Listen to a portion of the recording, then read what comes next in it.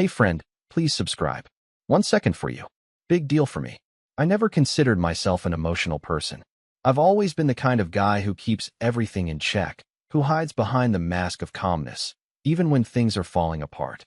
The people who know me would say I'm stable, dependable, a bit of a pushover at times. But that all changed the day I made the decision to walk away. She thought I'd never leave. She truly believed I was the one man who would always forgive her, who would always stay no matter what. And for a long time, I did. I made excuses. I turned a blind eye to the signs, even when the truth was staring me in the face. I used to tell myself that I was the problem, that I wasn't doing enough, that I wasn't exciting enough, that maybe if I tried harder, things would get better. But deep down, I always knew something was wrong. I could feel it. It was in the way she started treating me, in the way her smile seemed to fade the longer we were together. I noticed it first with the little things, the long stares at her phone, the sudden silence when I walked into the room, the secretive laughter when she received a text or a call that she'd quickly shut down the moment I came near. I kept quiet for a long time. I didn't want to be the jealous husband, the one who was always questioning her. I didn't want to be the paranoid one. But even as I kept my doubts to myself, I couldn't ignore the gnawing feeling that there was someone else. It wasn't until that night, the night that would change everything, that I finally found out the truth. I had just come home from a long day at work, expecting the usual quiet dinner and then some time to unwind. But when I opened the door, something felt off. It was too quiet.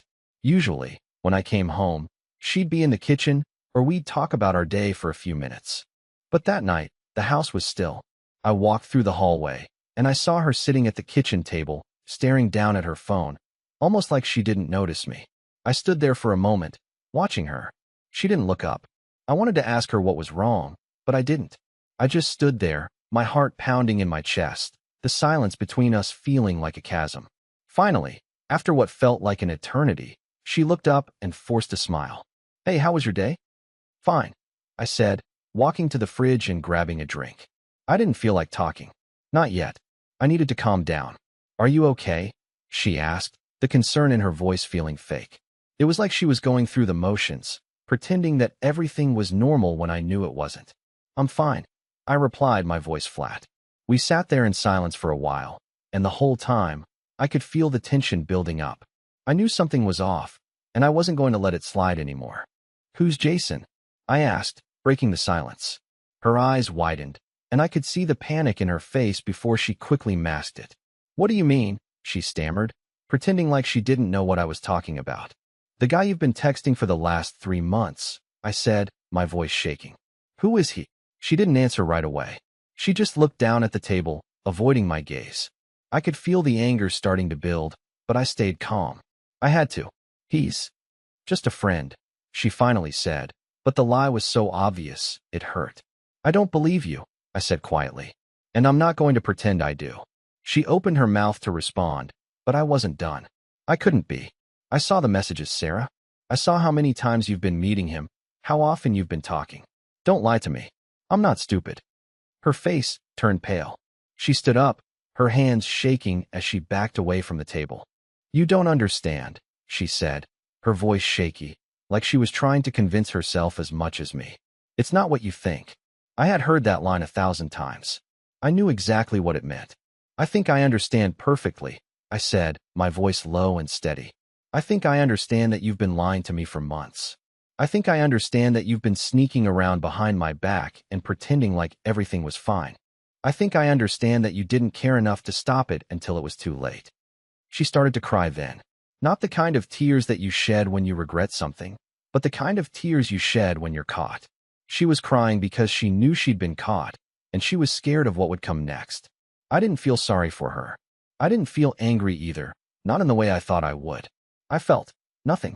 All the hurt, all the betrayal, it was just numbness now. It had been building for so long that it had finally reached its peak, and I realized that I had already made my decision. I'm done, I said, my voice colder than I intended. She looked at me, her face a mixture of confusion and fear. What do you mean? What are you saying? I'm saying that this is over, I replied, standing up and walking over to the drawer where I kept the papers. The divorce papers. The ones I'd been holding on to for weeks, just waiting for the right moment to end it all. I pulled them out, sliding them across the table toward her without saying another word. Her hands trembled as she reached for them. She stared at the papers, her expression unreadable. And then, without another word, I turned around and walked out the door. She thought I'd never leave. She thought I was weak. She thought I was the kind of man who would forgive anything. But I wasn't that man anymore. And I was never coming back. And that, for me, was the sweetest kind of freedom. The house felt suffocating after I walked out. It was like the walls were closing in, pressing down on me. I didn't know where I was going, but I couldn't stay there. Not with her sitting at the table, staring at the papers I'd just slid across to her. I didn't want to see her face when she realized what I had done. I didn't want to hear the excuses, the apologies I knew were coming. I needed space. I needed to breathe. I walked aimlessly for what felt like hours, my mind racing. I tried to make sense of everything. The past months, the subtle changes, the feeling that something wasn't right. It wasn't just the cheating, it was the deceit, the betrayal of trust. She had convinced me over and over again that everything was fine, that she loved me. And maybe she did at one point. But that was before. I kept replaying the words she'd said earlier. It's not what you think. How many times had I heard that? How many times had I brushed off my instincts just because I wanted to believe her? And now, I realized I had been living in a house of cards, each piece more fragile than the last. The illusion of a perfect marriage had crumbled with one simple decision, one piece of paper. But I still didn't feel any better. If anything, I felt emptier. I went back to the apartment hours later, hoping to find some sense of closure, to somehow see things differently. But when I walked in, the house was still the same, quiet, still empty. I could smell her perfume lingering in the air, a reminder of everything that had been. She was gone. I found the divorce papers on the kitchen counter, exactly where I had left them. She hadn't even signed them. Instead, she'd left a note. It was brief, too brief. I'm sorry.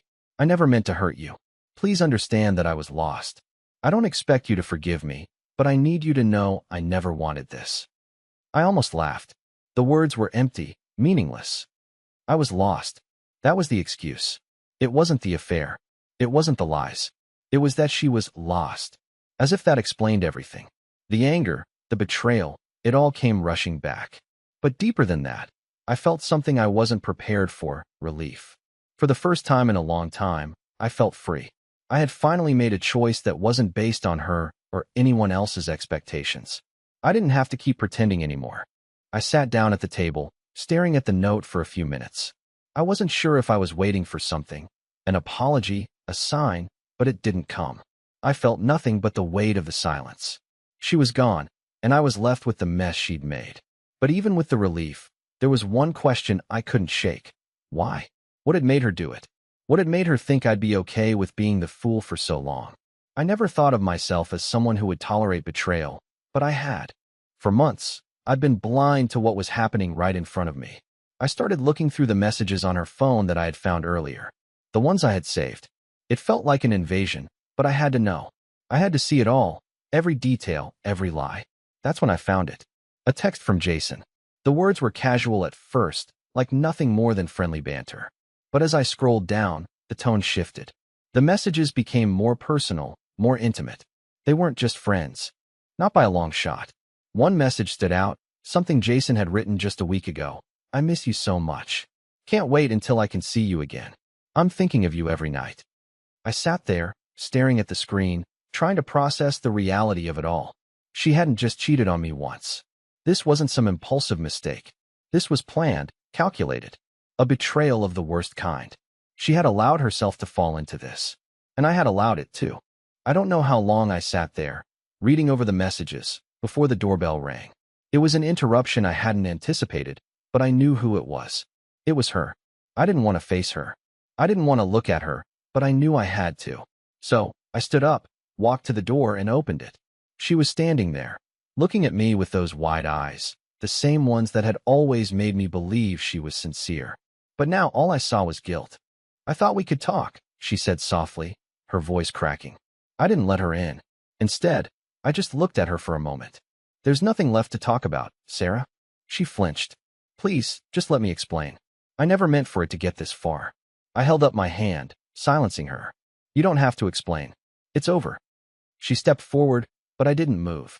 You don't understand. I was lonely, and I made a huge mistake. Jason, it didn't mean anything. It was just a stupid affair. Please, don't leave me. I felt a wave of disgust wash over me. She was still trying to make me feel sorry for her. After everything, she was still twisting the truth to fit her narrative. I looked at her one last time before stepping back. You've had your chances. I'm done. And with that, I closed the door. There was nothing left to say. The silence that followed was the loudest sound I had ever heard. The moment I closed that door, something inside me snapped. I wasn't sure if it was the years of loyalty I had given her or the realization that I'd been living a lie for so long. But all of it came crashing down. The anger, the disbelief, it all melted into something more profound. Something quieter. It was the sound of finality. I heard her car drive away moments later, but I didn't feel any different. I didn't feel the satisfaction I thought I would after making the decision. I didn't feel the weight lift from my shoulders like I imagined. Instead, there was just emptiness. For the first time in years, I didn't know what to do with myself. I didn't know who I was anymore. I had built my life around her, around us. Now all of it was a lie. It had all been built on sand, and with one word, everything had crumbled. I sat down in the living room, the place that had once felt like home. The walls seemed to close in around me, mocking me. The pictures on the walls, the souvenirs from vacations we'd taken together, all the memories I had carefully tucked away were now nothing more than ghosts. I glanced at the clock. It had been hours since I sent her away. Hours of sitting there in silence, wondering if I had made the right choice. But deep down, I knew I had. I knew I couldn't keep pretending anymore. I couldn't keep wearing the mask of the perfect husband while she walked all over me. There was a knock at the door, and my heart skipped. I had a feeling it was her. Part of me wanted to ignore it, to let her go, but another part of me couldn't help but feel the need for closure. When I opened the door, there she was again.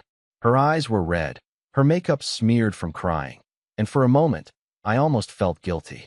But I quickly reminded myself, this was her doing, not mine. I couldn't leave things like this, she said, her voice trembling.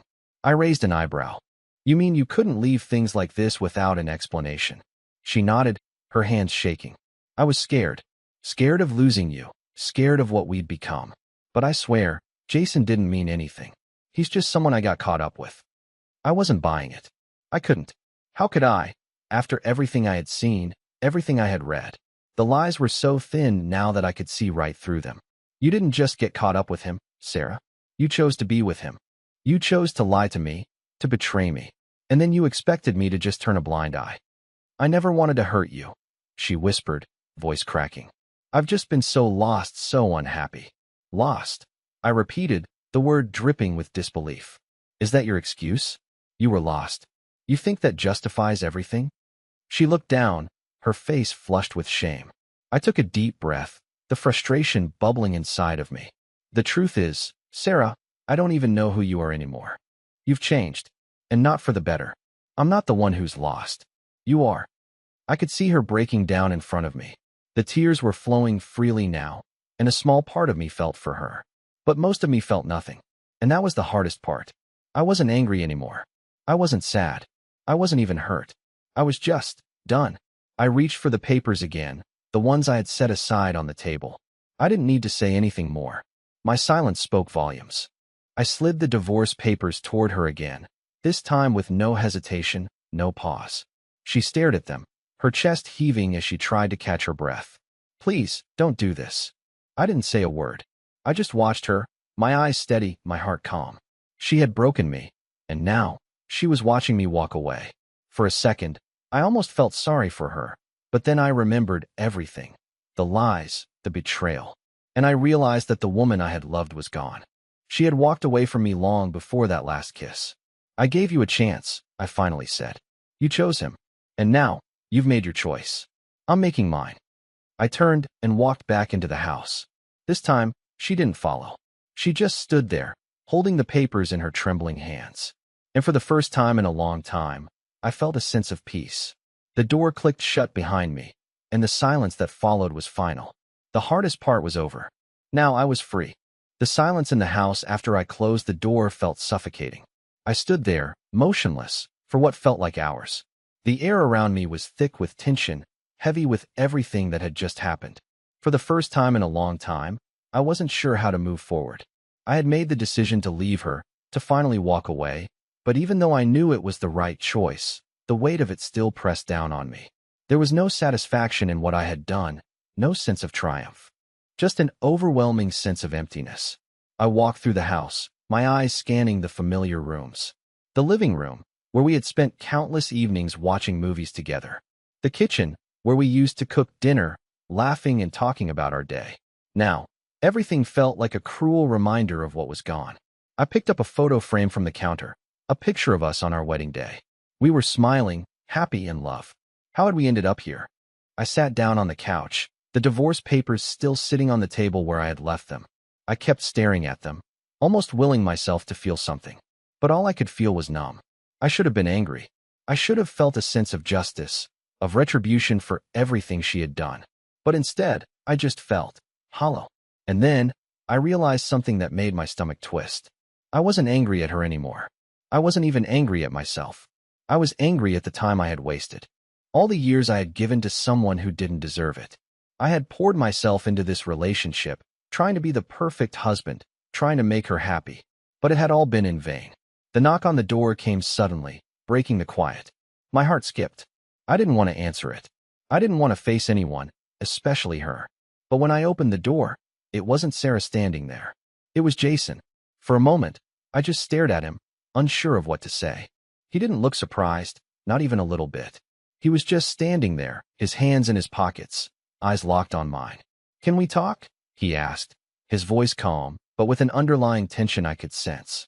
I didn't know if I wanted to, but part of me knew that I needed to. I needed to hear it from him, to understand why. "Come in," I said, stepping aside. He walked in slowly, his eyes flicking around the room as if taking in every detail. He clearly knew he was in the lion's den now, but he wasn't showing any signs of fear.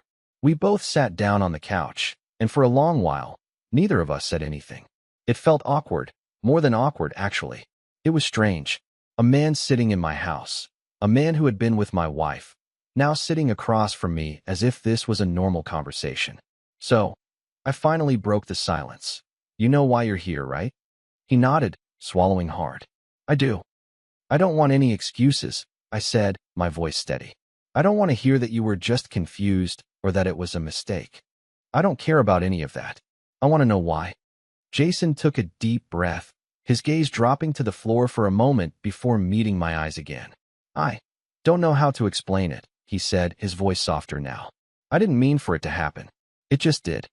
His words didn't comfort me. They didn't make me feel anything. I already knew he wasn't sorry. He was only sorry because he'd been caught. I don't care if you didn't mean for it to happen. What matters is that it did. I paused, letting the weight of my words hang in the air. "You hurt her, but you hurt me too. And the worst part is, you didn't even seem to care." Jason shifted uncomfortably in his seat. "I never wanted to hurt you," he said, his voice barely above a whisper. I couldn't believe what I was hearing. "You really expect me to believe that? You thought it was okay to just take what was mine?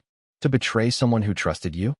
He didn't respond at first, and I almost felt a little satisfaction at the discomfort I could see in his face. But then he spoke again, his tone heavier now. "I get it. You're pissed. And I don't blame you for that. But it wasn't all her fault. She didn't know how to handle things with you. There were things she wasn't getting from you, things she needed." I could feel the anger rising in me again, but this time, it wasn't just anger at him. It was anger at both of them. "So, you thought you could step in and fix things for her? You thought you could be the knight in shining armor?" Jason looked at me for a long moment before shaking his head. "No, that's not it at all. But sometimes people don't realize what they're missing until it's too late." I didn't know how to respond to that. The words burned in my chest, but I couldn't find the right ones to say. "You've said enough," I finally muttered, standing up. Jason stood too, and for a moment, we just stood there. Two men who had been betrayed. Two men who would never be the same after this. Without saying another word, he turned and walked toward the door. As I watched him leave, a strange feeling washed over me. It wasn't satisfaction. It wasn't peace. It was just finality. Everything had ended, and there was no going back. I watched Jason leave, his back disappearing down the driveway. There was a coldness in me now, a part of me that had shut down completely. I couldn't allow myself to feel anything for him anymore. Not after what he had done. Not after what she had done. As the door clicked shut, I felt a strange emptiness settle into my chest. It wasn't the kind of emptiness that makes you cry or scream. It was the kind of emptiness that comes when you realize the life you thought you were living was a lie. I stood there for a long time, my mind racing, replaying everything that had happened in the last few days. Every moment, every lie, every part of me that had believed in her shattered. I should have seen the signs. I should have known. But I had trusted her, and that trust had led me here. The pain had faded, replaced by something much harder. A resolve. I wasn't angry anymore. I wasn't confused. I was done. I couldn't shake the image of her face when I gave her the papers. She had looked so surprised, so unprepared, like she never thought I would actually follow through. She had thought I would always be there, that I would always forgive her, that I would keep putting up with the lies. But she had underestimated me. She had underestimated how much I could take before I finally cracked. The silence in the house felt deafening, but it was also peaceful. For the first time in so long, I didn't have to worry about what she was doing behind my back. I didn't have to second-guess every interaction, every text message, every late night. The uncertainty was gone. I sank onto the couch, staring at the blank TV screen in front of me. The weight of the situation had settled in. The marriage I had built my life around was over. But there was no sense of relief, no joy in the decision I had made. There was just a kind of numbness, like I was watching someone else's life play out. I couldn't stay in that house any longer. I needed a change. I needed to get away from everything, from the place that held all the memories of who I thought she was. I grabbed my keys and headed out the door. The city felt different as I walked through it. It wasn't just the streets I was walking down, it was everything. The air felt heavy, like it carried the weight of all the years I had spent in denial. I didn't know where I was going. I didn't care. I just needed to move, to do something that wasn't tied to her. I ended up at a bar, one I used to go to alone when things between us were bad, but not yet broken. I sat down at the counter, ordered a drink, and let the cold glass chill my hands. The bartender didn't ask questions. He didn't need to. The lights in the bar flickered as people came and went. I just sat there, watching the world move around me, feeling like I was the only one who had stopped. And then my phone buzzed. It was her. I hesitated before unlocking it, but I already knew what it would say. Please talk to me. I didn't mean for it to go this far. I love you. Don't do this. I stared at the message for a long time. The words felt empty now. I love you was just a phrase she said when she wanted to keep things under control, when she wanted to keep me around long enough to get what she needed. I didn't respond. I couldn't. The truth was, I didn't love her anymore. Not the way I used to. The person I had loved was long gone, replaced by someone who was willing to betray everything we had built together for a few stolen moments of excitement. I set my phone down and took another sip of my drink. This time, the glass felt heavier in my hand. I knew I had made the right decision. But even though I was certain of that, a small part of me couldn't help but wonder if, deep down, I had been the one who had failed. Had I ignored the signs for too long? Had I been so blinded by love that I missed everything? But then, I shook it off. No more regrets. No more looking back. I wasn't going to be the man who let his life be defined by the betrayal of someone who didn't even value him. It was time to move on. The next few days were a blur. I didn't hear from Sarah again. Not directly. She tried to reach out through texts, through emails, even through mutual friends. But each time I saw her name pop up on my phone, I ignored it. I couldn't bring myself to reply. I wasn't ready to face her again, not yet. The house felt more like a hotel now, a place I slept, ate, and worked in, but not a home. I couldn't even look at the furniture without remembering the times we'd spent together, the small things that had seemed so ordinary, but now carried a weight I couldn't shake. The smell of her perfume that still lingered in the air. The space where she used to sit at the dining table. The sound of her laughter that echoed through the halls. But every time I thought about letting it all go, I reminded myself why I had done this. Why I had finally taken that step. She had destroyed everything with her lies. And if I wanted to rebuild, I needed to break free. It was a Friday night when the storm hit. The phone rang late, around 10 p.m., just as I was finishing dinner. I assumed it was one of my friends, or maybe even work, something that had been left unresolved from the week. But when I picked up, it wasn't either of those. It was Sarah. I stared at the screen for a long time before answering.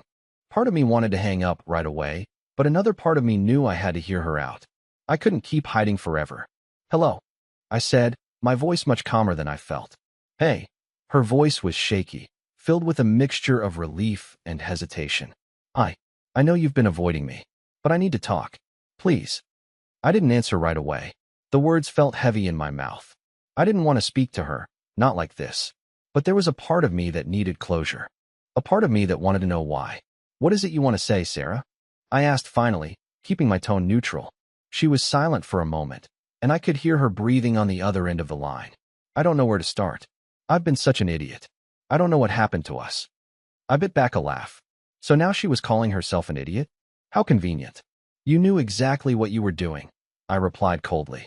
Don't try to pretend you didn't. I wasn't thinking straight, she said, her voice breaking. I was confused, and I didn't know what I wanted. But I'm sorry. I swear I never meant to hurt you. I love you. I could hear the tears in her voice, but they didn't move me. I'd heard this all before, in different forms, at different times. The apologies, the excuses, the promises of change. But they were empty now. I'm not the one who needs to hear that, I said, my tone hardening. You've already destroyed everything. You can't just apologize and expect it to go away. You had your chance. Please, she pleaded. Don't do this. I made a huge mistake, and I need you to believe that. I can't live with myself knowing I've lost you. Please, just let me fix it. Let me prove I can change. I paused, trying to steady my breathing.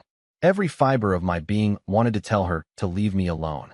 But there was this strange pull inside me, something that wanted to know if she really was sorry or if she was just desperate to keep her comfortable life intact. Do you even know what you've done? I asked, my voice quieter now, more controlled. Do you even understand what it means to break someone's trust like this? To lie over and over again? To sleep with someone else while pretending everything was fine? You think a few words are going to fix that? I'm sorry, she repeated, but this time, it didn't feel like she meant it. It just felt like something she had to say, like she knew the script, but didn't really understand the lines. Sorry doesn't cut it anymore, I said, shaking my head as if she could see me. I've spent enough of my life giving second chances. I'm done. There was a long pause.